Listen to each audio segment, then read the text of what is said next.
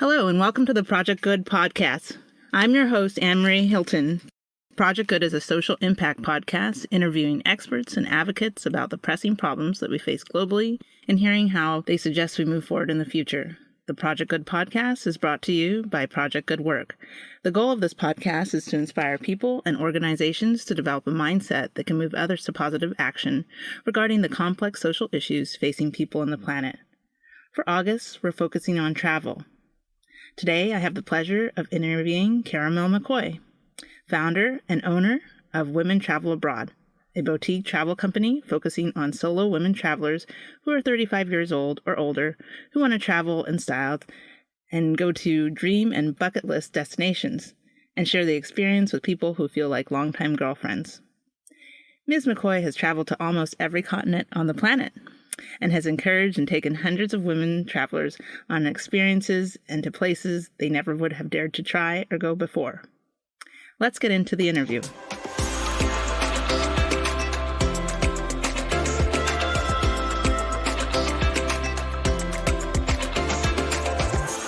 First, let me introduce our guest, Caramel McCoy, founder and owner of Women Travel Abroad, a boutique travel company focusing on solo women travelers who are 35 plus, who want to travel in style, to dream in bucket list locations, and share the experience with people who feel like longtime girlfriends. In addition to owning a travel boutique, Ms. McCoy is a speaker, travel trainer, business developer, and the owner of Selling Through Relationships online training course. Welcome, Caramel. Well, thank you, Anne-Marie. I appreciate that. Yeah, so glad that you had time to do this interview. I'm glad to be here. I enjoy talking to you anyway. So just to do it on the podcast makes sense to me. Great. So before we get started, for our audience, can you let them know why you started a travel company? Oh, wow. Okay. So 2017, we were just coming back from living abroad for 4 years in Germany. My husband is active duty Air Force. Well, he's active duty for another 9 days. He actually retires here just in a little bit.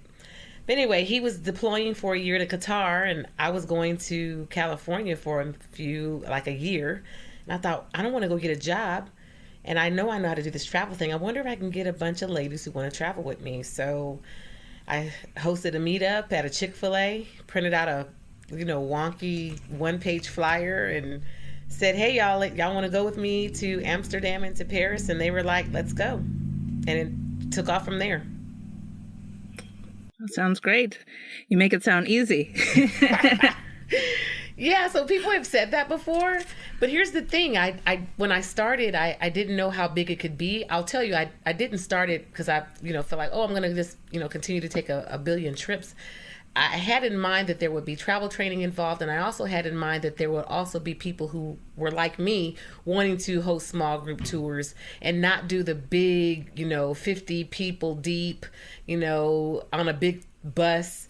Doing it with 5 or 6 ladies, no more than 8, just makes a difference. And so, yeah, I only booked the first trip, and then I thought, let me make sure I like taking ladies across the world. Maybe this might not be the thing for me, but it ended up being okay. That's great that you found out that you liked it. Yeah, because sometimes when you like something and then you make it into a profession, it can sometimes backfire. Yeah, you're telling me. What is your most favorite place or your best place you've ever traveled? Oh, wow. So that's easy. I say it on my call every week with my travelers. So since I was a young girl, all of my reports were always on this country. Every time I thought about going somewhere exotic, this was on my list. And it took me a long time to get there, but Morocco is my favorite place on earth. I feel like those are my people. I feel at peace when I'm there. And it lights up my life when I go to Morocco. So if there's any place on earth, that would be it. Okay, I've always wanted to go. Hopefully I get to go soon. I'll have to take one of your trips. Absolutely. So, you're always welcome, Anne-Marie. I would love to have you over there with me. Yes. It probably will be happening sooner than later, maybe in 2023 or something. Sure. Right now, one of the biggest reasons I wanted to talk about travel is because obviously we've all been locked up around the world in a pandemic, and people are literally losing it at the seams, and now they are trying to get out of their houses and go around and get out there in the world. And so one of the things that you've probably seen, I'm sure, in the news is that travel is a little bit chaotic right now. Yeah. And so I thought you would be the perfect person to kind of give us an overview because you own a travel company. And then also you have the perspective of, I guess I would say like a fairly new population of women travelers. Women have started traveling alone, I guess, in the last decade and a half. It has become more popular. Definitely, especially with the pandemic, and then obviously we see a lot of, I guess we could say, violence, and obviously we see some changes within different countries and the climate. And one of the things that, of course, women travelers are always concerned about traveling alone is about their safety and things like that. I guess one of the first things, since you are in the travel industry, how long would you say that the solo travel movement has been in place? So you can, I would say probably in the last, like you said, 15 years. It really got popular in the last 10 years. And social media brought on a whole another tribe of people who would consider themselves solo travelers, right? So a solo traveler doesn't necessarily mean someone who is by themselves. It just means that they are not going with someone who they actually know. And I think people kind of misconstrue those two things, right? You know, there is the solo traveler who actually will go by themselves, not ever, not with anyone, no companion, and just kind of rough it in various countries. And then there's a solo traveler who says, I want to go, but I'm just going with people who are not my people or that I know. I'll tell you that there is, depending on who you talk to, on whether or not they like to go alone, meaning in solitude. And that also depends on the country that you're visiting. But I'll say in the last 10 years, what you're seeing is people saying, I'm tired of waiting on my best friend who doesn't have the money. I'm tired of waiting on my husband who doesn't like to travel. I'm tired of waiting on my kids to get grown. I'm tired of waiting on, me to have, $1 million in the bank. I want to go and see something different now. And I'm going to do that the best way possible through a small group like I have, through a large group that there are large women groups out there. And then also I'm going to go to a place where, as long as I feel safe, I'm going to travel there on my own. Speaking of safety, obviously that's one of the biggest fears that people think of when they're traveling alone. I guess what are the other fears that you've encountered when you start to talk to a client? Oh my goodness. So there are all kinds of rumors out there about various cultures as if they live entirely differently than we do in America. And I always have to tell Americans, the women who travel with me, hey, listen, everyone in the world goes to the restroom like you do. Everyone in the world has to lay down in a bed like you do or go to sleep. We all do the same things. We just made them do it. It may look a little different, right? But it's still the same. And so I have to dispel rumors like, I don't want to pee in a hole in the ground. What does that even mean? Like,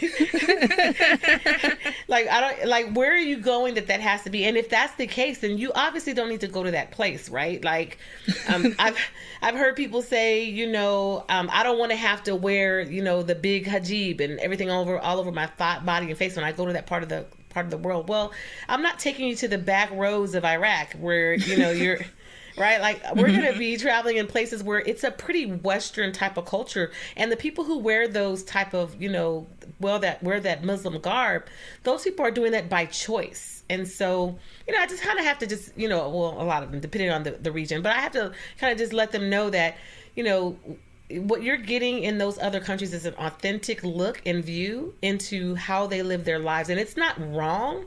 It's just different. And so I'll say that I remember one of my favorite stories is that I had an American, we were in Germany and we were eating Spätzle. Spätzle is a German dish, right? And she says, "Oh, this doesn't taste anything like Spätzle. This is awful. American tastes different." I'm like, "Girl, Spätzle comes from Germany. You're in Germany. That stuff you're getting in America is not how Spätzle tastes, right? You're not going to get, you know what I mean? It's not watered down." So those are the kind of things that I like to dispel. And also the fact of, hey, if you feel like you're going to be unsafe in a region and it's uncomfortable for you, there are a billion other places that you can go instead of going to that place. So, I tell them if it's not your thing, just, kind of chill on that and go find some place that really is your thing, because there are plenty of places I'm sure that they could find that speak to them. I guess so. Oh, what would you say are the benefits now of traveling solo that are, that people wouldn't assume that they're going to get? Oh my goodness. So when you go with your or let's say this, when you go with a family member, you feel obligated. You don't feel those type of obligations when you're going solo. When you go solo, you meeting the expectations of someone else because you've done the organizing of the trip, or because they expect you to take care of them. That kind of goes out of the window, especially with a group like WTA, right? So Women Travel Abroad, WTA for short, we leave it up to the traveler to decide when to opt in and when to opt out and what that's going to look like. And I think that travel your way and not someone else's way is really trending up now. I don't want to be stuck on a tour that I think sucks. I want to, if I don't like the tour, I want to be able to say, you know what, this sucks. I don't want to do this anymore, and move to the next on the itinerary, or do something completely different. And so it's kind of like if you go on a cruise where they say, dine your way, you don't have to choose the time. Well, that's kind of how we like to travel as well. I like to be a little bit more spontaneous in our itineraries so we don't feel so, confined and constricted. That makes sense. It's it's freedom in a different way that I ever thought about it. As for a solo traveler, something I didn't think about is like every time that you are with somebody, especially family, as you mentioned, family tends to be rigid, I guess, and for most people. Yeah. So having this freedom to experience a culture, or maybe a trip how you would like, or get that relaxation that you probably don't when you are with sometimes family or other people. Yeah, the other part of that too, Anne-Marie, is when we travel with single accommodations. A lot of group travel, which is nothing wrong with doing double, when you have with someone you don't know. However, that can be somewhat daunting if you're an introvert or someone who doesn't really, who likes to be in the, with people, but I don't want to be with people in my most intimate space, right? Mm-hmm. Your bedroom and your bathroom are the most intimate spaces that you'll have. And so to share that with somebody that you don't know can be somewhat intimidating. So we took that intimidation out of the way we travel. We make it always single occupancy. The only way it's double is if you bring your own person. And that's on purpose. I just don't, and we used to do double occupancy, but and it wasn't uncomfortable. Everybody was good with it, but when it finally became single occupancy, it really changed the perspective and changed the views on how people looked at, okay, this is doable. I get to go in a great hotel. I don't have to share my space, and I can kind of decompress and feel what I've dealt with all day in this other country, and then be able to come back to the group the next morning refreshed and ready to go. I guess speaking of refresh, what makes women travelers different than other types of travelers, mostly male, I would say, or maybe younger people? Yeah, so I've had many people say, "Oh, Caramel, you should do couples. Oh, Caramel, you should do children, moms and daughters, or you should do." And I'm like, no, there are other people who do that. That's not my thing. So for me, I choose to travel with women because that's my comfortable space, and it's what I like to do, right? A man coming to a trip, it changes the dynamic. Men typically are problem solvers. They don't know how to usually take a back seat, and they don't know how to just kind of chillax in the moment, right? And they tend to not want to be out all the time. Give me one thing and then that's a wrap. For me, traveling with a woman makes it to where we're kind of like-minded, the same type of tribe, and it just makes it for a much easier type of trip. And then a man in a women's group, if he's a cute guy, maybe the women are, a couple of them are kind of, eyeing him, and it just makes it to be a little bit more messy than I would like when I travel, which is why I specifically made it to where I'm targeting just women. And our demographic, it makes a difference for me in the way that the trip comes together and actually flows throughout the time that we're traveling. So what kind of precautions do you tell women to take precautions as you are planning a trip, because they are going solo, even though they are going to be with a group? Do you have like a sessions or something that you give them of precautions that they should take as a solo traveler? Absolutely. Let me tell you. So as a woman, you have to be mindful of where you're traveling to at all times, and not be naive about being somewhere where you're unfamiliar, right? So to me, it's no different than someone who lives wherever in point A, and they go to the Big Apple, New York City, and they end up finding themselves somewhere in Hell's Kitchen, right? Like, that's not a place you probably need to be if you don't know the surroundings. And so I often tell my travelers, be mindful about the cash that they're flashing around, be mindful about where they use their credit cards. If it's a place where it's reputable and you feel like it's, but a street vendor, we're probably not going to use our credit cards there.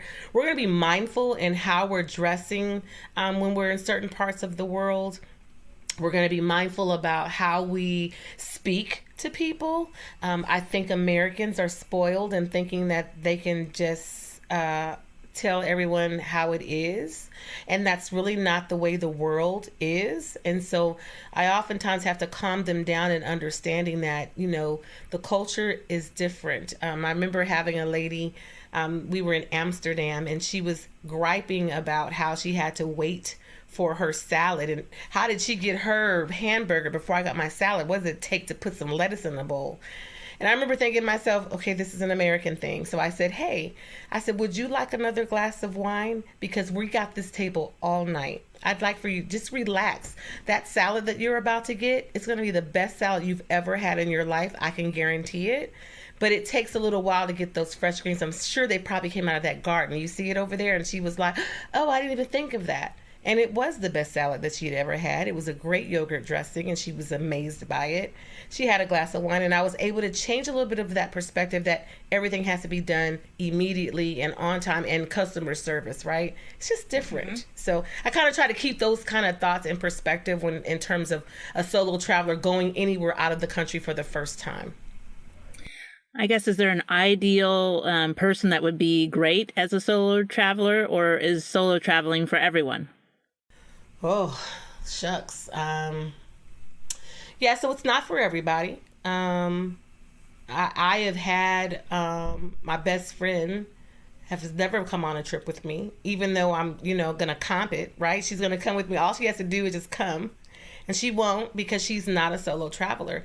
And the reason why she's not is she has no desire to be in another culture. She thinks that her culture is the best culture, and she feels like, and so if you are that way, a true, what has been termed now a nationalist, someone who believes, wholeheartedly that, they're the best. And I'm not saying that we're not the best. I'm just saying that, there are some other great cultures out there.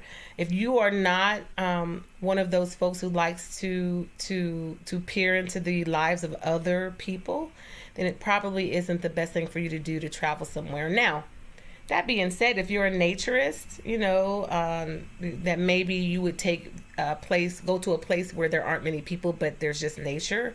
But even in that situation, you're going to have to figure out a way to get there. So I would tell you, if you're not adventurous and are able to laugh at yourself when things don't go the way that they need to, then solo travel is probably not the best thing for you.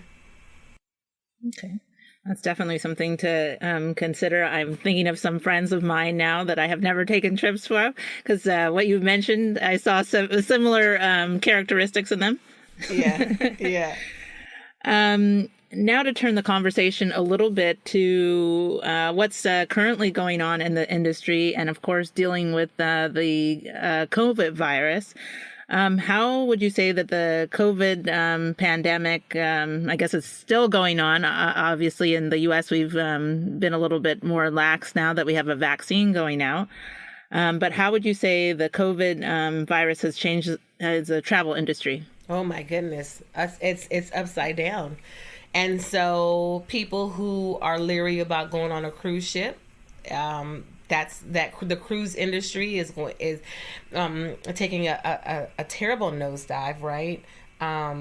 The airlines have grounded, half of their fleets, and getting a flight to places, even though it might be inexpensive, that the flights change all the time. I'm going to Morocco for the first trip that WTA has taken out of the country since December of 2019. And this trip to Morocco was crazy trying to get airfare.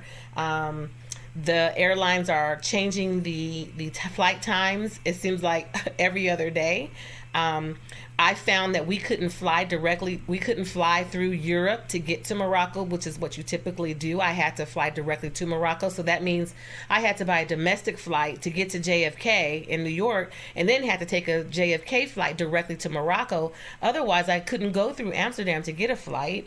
I can tell you that hotels have taken a huge beating. Rates are going to be affected by that. I can tell you that countries are changing on a swivel, and insurance, travel insurance that people are used to getting with cancel for any reason insurance has changed. It's hard to get those policies, and the rates have doubled. Resorts are having to offer COVID tests upon departure because, as a foreigner, you don't know where to go get a COVID test or how to get one. So they're including those in stays at hotels and various places, or at least the good ones, right? And being able to just make that change. I can tell you some of my travelers did not to Morocco next month.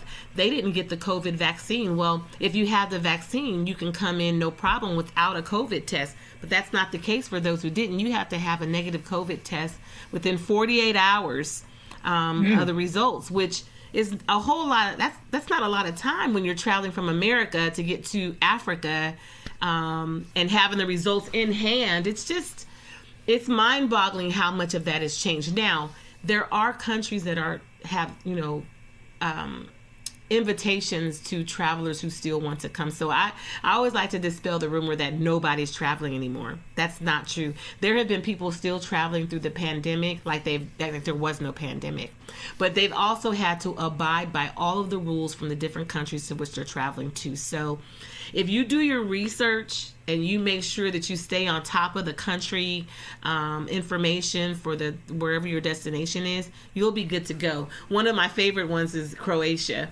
Croatia never closed for the pandemic. So I had, some influencer travelers who were, Instagram influencers who were bragging, showing pictures of being in Croatia. But what they didn't tell you is that they had to have a COVID test. They had to quarantine for, I think it was 72 hours to 10 days, depending on what country they came from. And it was expensive to do that, but it just so happened that they, of course, were getting it, comped by the hotel, right? So those are the kind of things I like people say, dispel the rumor that, people have still been traveling. Are you ready to abide by the rules to continue to do so? Yes, one of the things, because right now I'm even preparing to go to a trip. Hopefully Montreal will be fine in October. One of the things that my husband and I haven't been even discussing is it going to be okay to go through air travel, I guess, and to be in the airport?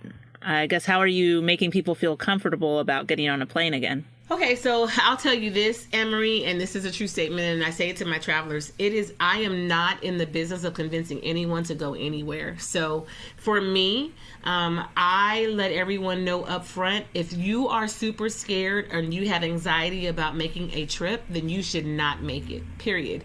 I had a traveler who was scheduled to go with me to Morocco. As it got closer, she started reading reviews and hearing all of the stuff and watching the news. And I said, listen, bow out. Do not continue to move forward, because the anxiety that comes with that, and then going on the trip and something going wrong, you'll always regret it, and that puts a sour taste in your mouth. So to me, if you feel uncomfortable, then you should not go. The other thing is, we're wearing masks in airports. You've got a couple of onesie twosies reports that you see where someone's got punched out and someone wasn't wearing their mask like they were supposed to. Well, you have unruly passengers doing unruly things all over, right? It's not just in airlines. So, my advice is, if it is uncomfortable and you're feeling, I don't want to do this, then my goodness, do not go until you do feel like, it's time to go. You're spending quite a bit of money and a lot of time and energy towards going somewhere that you expect to have a good time at. And if you're already starting before you get there having a bad time, then you should stop. But I'll tell you, airports are packed these days. It is not. There are people who are traveling and they are packed, and it's happening. So, wear your mask, have your sanitizer, stay safe.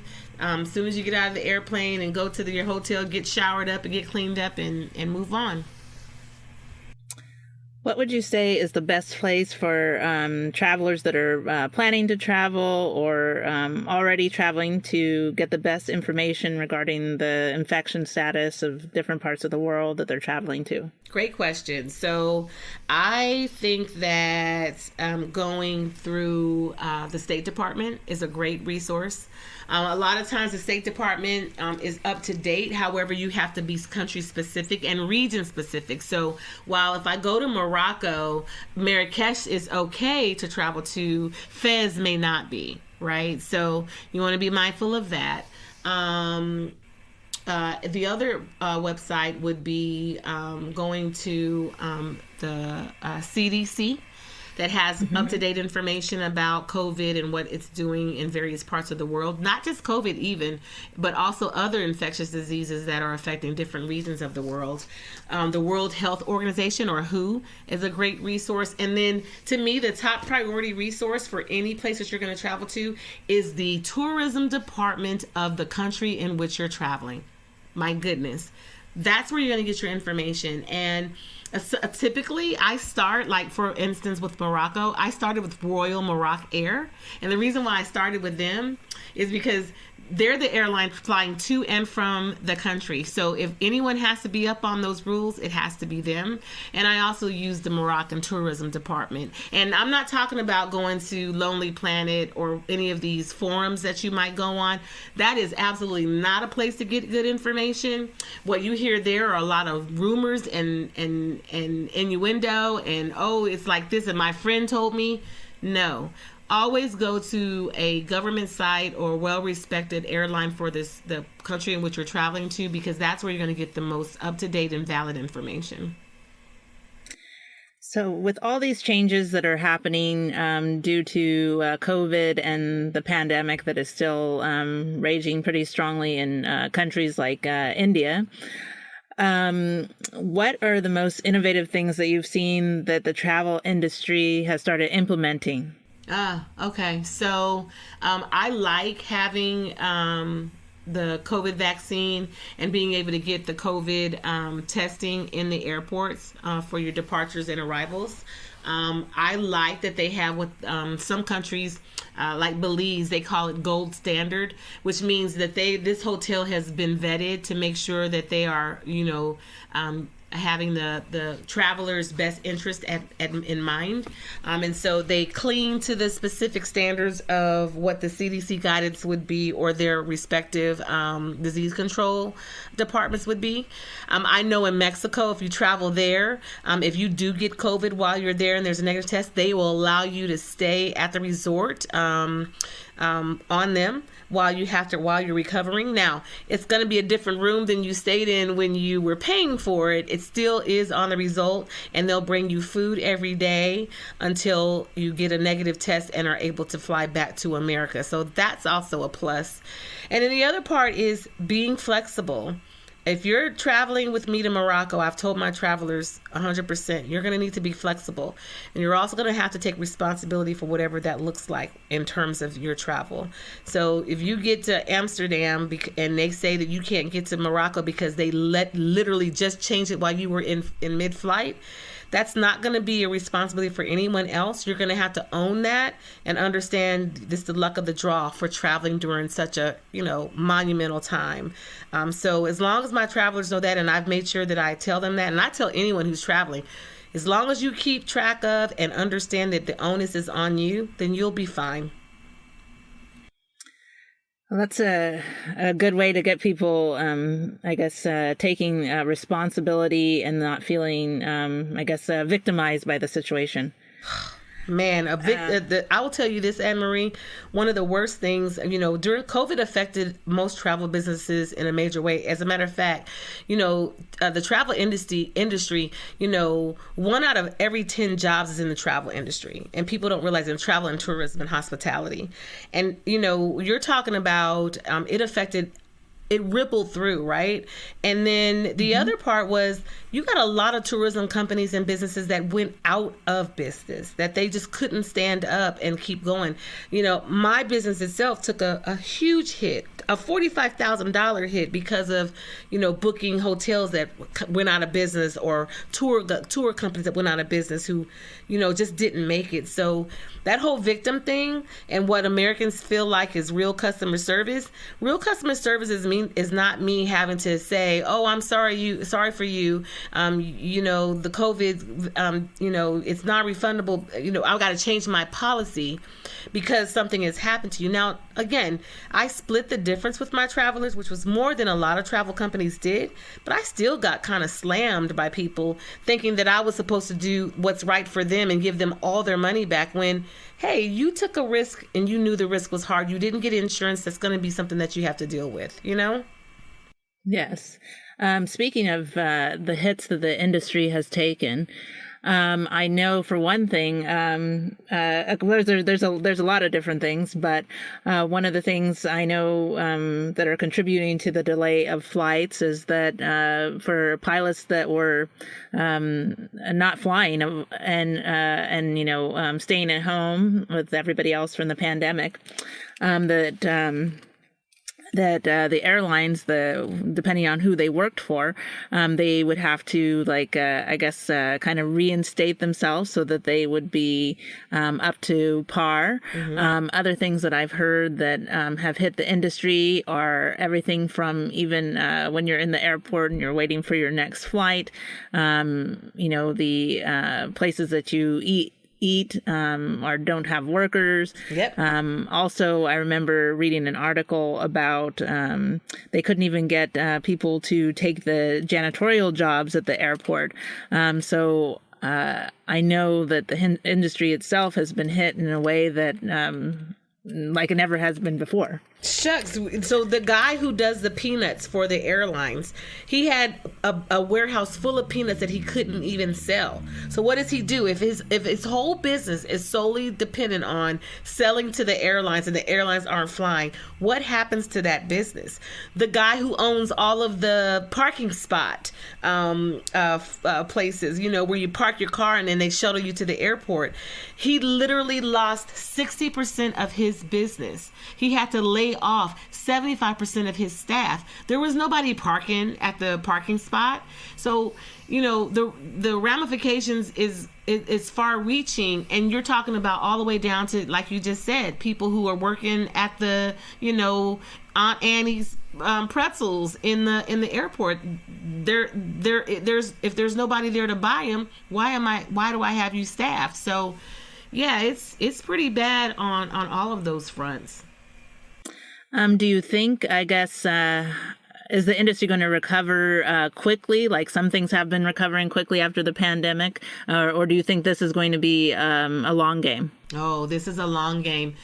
Italy, one of the hardest hit countries for COVID, is still trying to figure out how they're going to get their tourism. I mean, their GDP, 30% of their GDP is tourism. Like, that's a huge amount of money that's dependent on people coming from another place. And so it's going to be a while before we're able to see, and it's going to be also a while before we'll see the full ramifications for what this actually has done to various countries around the world. And, furthermore, I feel like people need to be more patient when it comes to travel and, where they're going to go.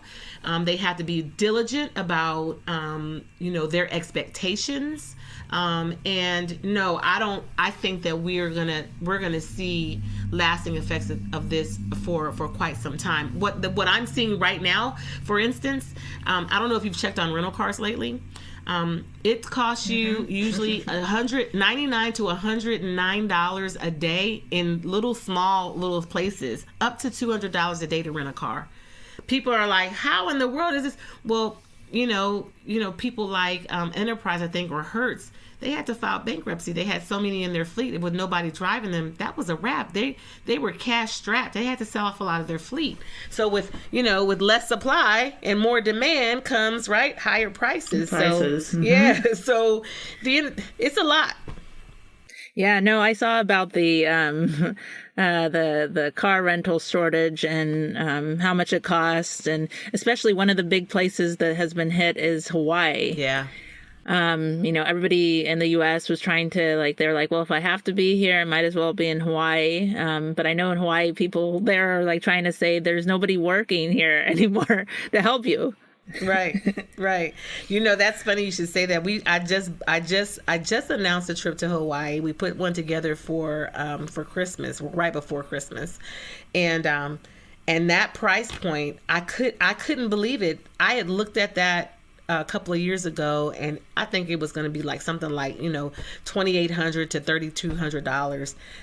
That price has skyrocketed, almost double. We in order for me to take somebody there for the 6 days like we typically do, you're talking about I think it's $4,400. It's a lot.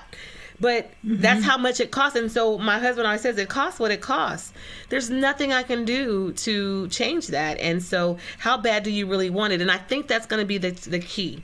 The people who are going to be traveling here in the near future are going to be the ones who have the money to travel. You won't see a whole lot of the younger travelers like you once did, because things were so cheap and it was so easy. And I think that it's going to be more of the established folks who are able to continue to get outside of the country. Yeah, it's going to be I guess the 50s when it was a luxury thing to do. Sure, absolutely. And, that's one of the things I'm glad I chose the niche that I chose for WTA, because it was already a platform for where people who didn't mind spending the money for a little bit, a lap of luxury, right? And so to me, that's kind of why I'm able to continue to move forward and lean in and progress and kind of scale, because, my niche was already in the population who had the funds to spend anyway. That was a smart move. Right. I didn't know at the time. I would have never known. That was a question that I asked the ladies at the first meetup. The question I asked, I said, hey, we're going to Amsterdam and Paris. And I said, do you want to stay at the Holiday Inn or do you want to stay at the Waldorf Astoria? And all of them said, let's stay at the Waldorf, because they'd never done it before. Yes, I agree. And so, that question is the reason why we are more luxury leaning boutique travel than the other way, because they could have said the Holiday Inn, and I don't know what it would have been different. I don't know. Because they said that, they gave me that answer. That's why I geared it towards, all right, well, let me tell you, I love staying at the Waldorf. It was amazing. I haven't been at the one in Amsterdam, but I do know I do know it's a nice hotel. Sure. So one of the other things, because there's so many problems going on these days, but one of the big things that we as a planet need to worry about next after the pandemic, or not even after the pandemic, but right now. Because it's predicted by the UN, if we don't take actions by 2030, that a lot of places might be underwater, experiencing floods. We have the climate is changing, and right now we're seeing that in Germany. Mm-hmm. The floods. Yes. So I guess.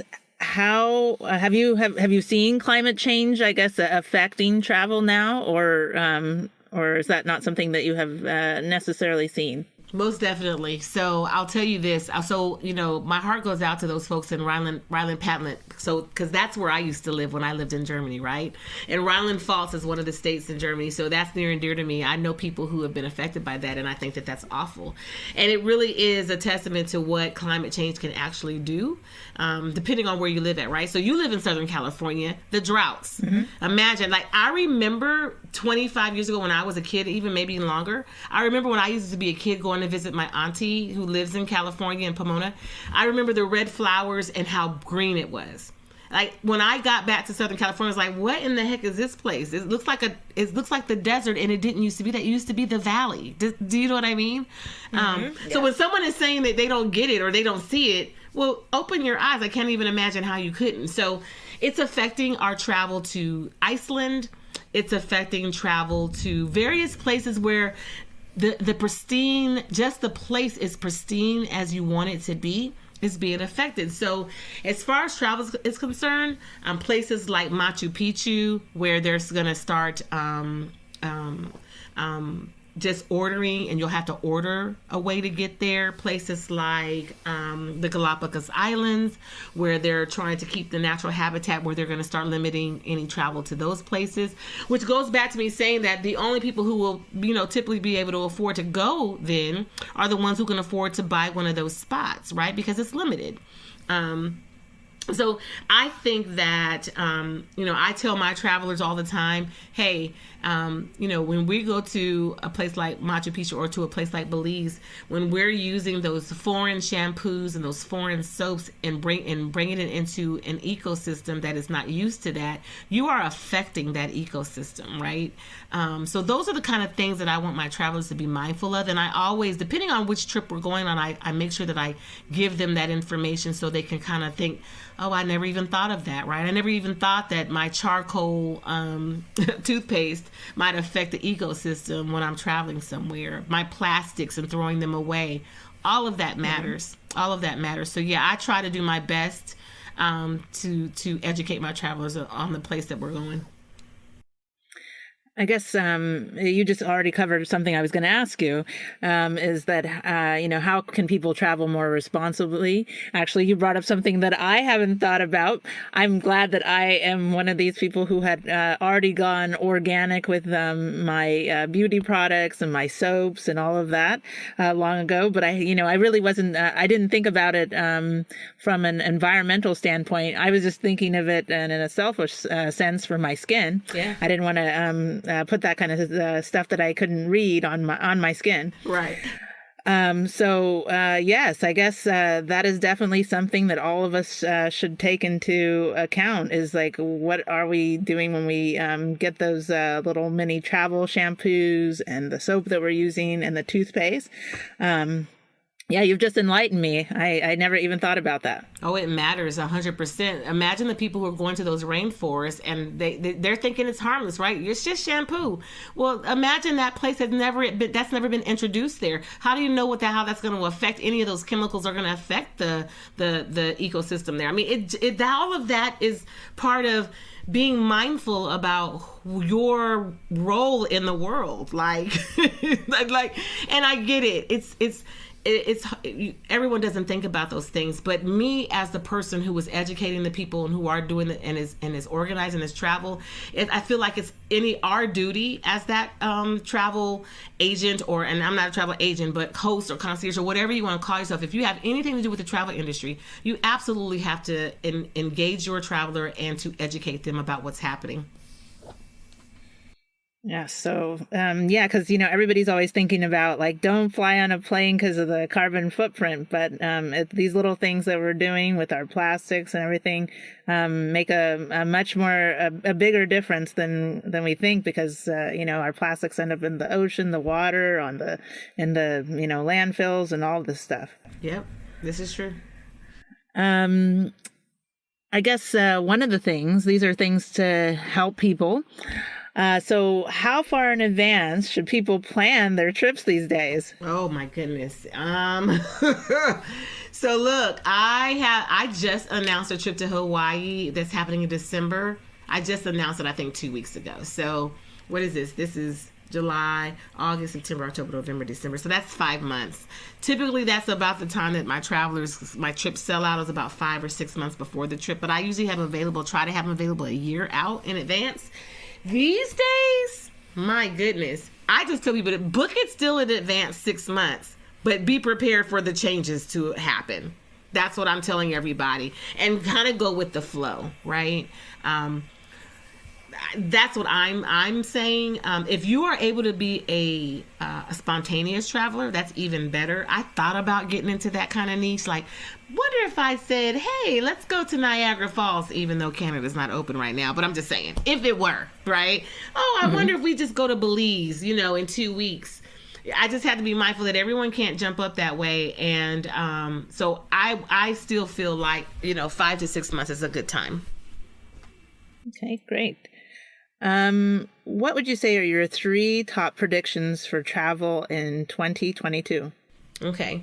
So it's going to be more expensive in 2022. You're going to have to be mindful that customer service and or services that are available are going to be limited in the places that you're visiting. And number 3, shucks, Anne-Marie, I'm sitting here trying to think.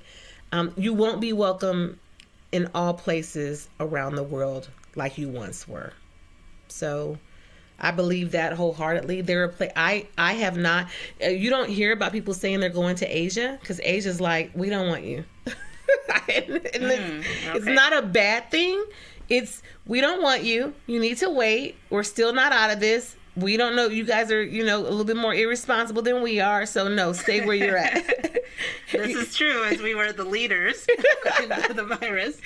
Right. So it's kind of like, we're going to have to realize that, we are not the center of the earth. And likewise, those other countries, whether they reciprocate that or not, we're just not going to be welcome everywhere like we once were. So that's kind of how I feel about it. Wow. I guess this kind of leads into my final question. What would you say is the biggest lesson that we should have all learned after this 2020 experience?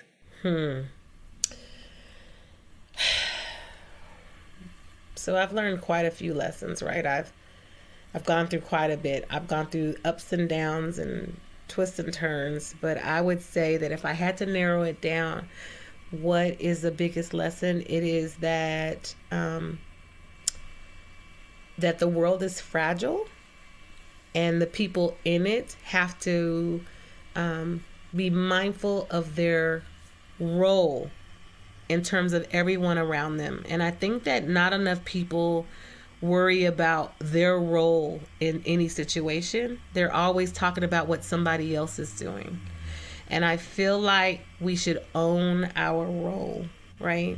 And we should own the fact that, hey, we have been irresponsible. I did not want to wear my mask, so I'm going to be responsible for that. The fact that I might have done something that's irresponsible, or I have worn my mask and now something happens and I still get it, and now I'm wondering, why was I even doing this in the first place? If we all thought of our role in this, I think we would probably have gotten through this a little bit quicker, and with a little less, I don't know, evilness. I guess that sounds kind of harsh, but I really feel like there has been some evil talk in the world since the pandemic, and it's only because of the ignorance that we have about our what our stake is in this whole big world we have. Yes, I couldn't.